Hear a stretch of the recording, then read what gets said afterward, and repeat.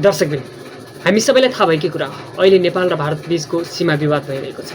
तसर्थ नेपालको लिपुलेक, लिपुधुरा र कालापानी जस्तो सीमाहरू चाहिँ आफ्नो भन्दा पनि भारतले हाम्रो भनेर चाहिँ दाबी गरिरहेको छ। र त्यसै सन्दर्भमा चाहिँ भारतले चाहिँ अहिले इन्डियन आर्मीहरूलाई चाहिँ निकै नै खटाएको अवस्था छ।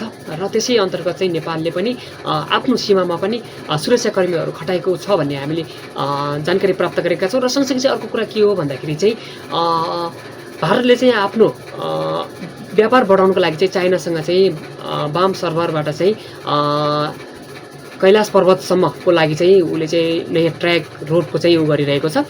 र स्पष्ट भन्नुपर्दा चाहिँ भारतले चाहिँ आफ्नो व्यापार बिजनेस बढाउनको लागि चाइनासँग चाहिँ हातेमालो गरेको छ। र त्यसै सन्दर्भमा चाहिँ नेपाललाई नसोधेर नै उसले त्यस्तो काम कुनै पनि गतिविधि विकास गरिरहेको छ।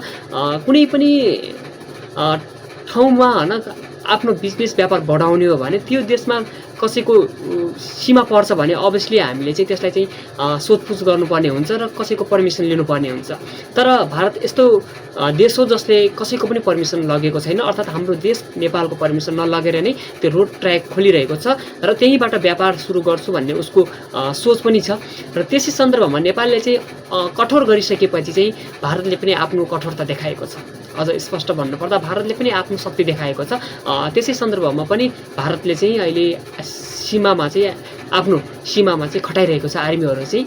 अब के हुन्छ आउने दिनहरूमा त्यो हेर्न नै बाँकी छ। हजुरहरूले चाहिँ त्यतिन्जेलसम्म प्रतीक्षा गरिदिनु होला। आशा राखौँ कि आउने दिनमा लिपुलेक, लिपुधुरा र कालापानी जस्ता हाम्रा ती मिचिएका भूभागहरू चाहिँ नेपालकै हुन्छ भन्ने हामीले गर्व गरेका छौँ र आशा पनि राखेका छौँ। यो आशा अब कतिको पक्का हाम्रो भविष्यमा बदलिन्छ बदलिँदैन त्यो थाहा नै हुने कुरा हो। यति भन्दै अहिले बिदा हुन चाहन्छु। हस्त, नमस्ते दर्शक।